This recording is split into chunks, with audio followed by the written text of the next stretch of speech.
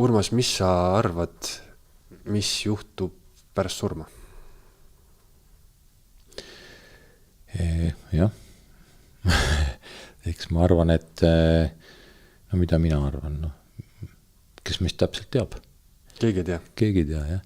Aga ma arvan seda, et inimese siis hing või see tuluke on üks igavene hetk, mis on juba ammu, mis rändab lihtsalt ja mis kogu aeg liigub ja on saanud praeguseks maise kehastuse ja siis ta lihtsalt rändab edasi.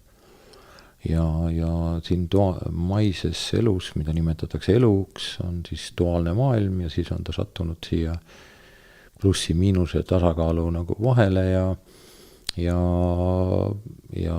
siis palju on räägitud või natuke seda, et mis roll on siis meie vanematel ja mida me siin kaasas kanname ja mida mitte ja ala lapsepõlvetraumad ja nii edasi. Siis mina isiklikult, minu niuke elufilosoofia ütleb, et me igaüks oleme üks sellise jumaliku mängu või lahenduse osa ja loojal on meiega konkreetne plaan.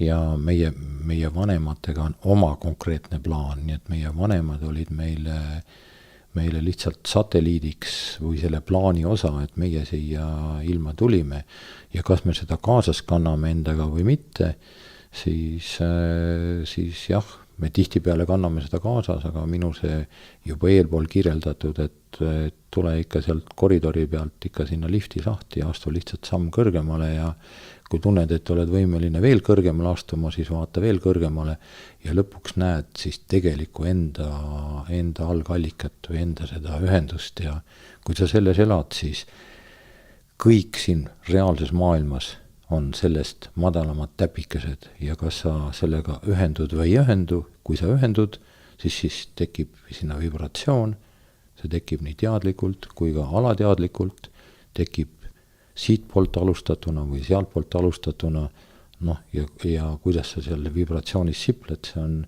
ka kõik sinu enda teha. Et jah, pikk jutt, aga kes meist täpselt teab. Nii et mina isiklikult arvan seda, et see igavene hetk lendab edasi. Kuni võib-olla saab uue võimaluse lahenduse tulla siia veel kord katsetama, kuidas on siin 2 jalaga ringi käia maa peal. Eesti Esu.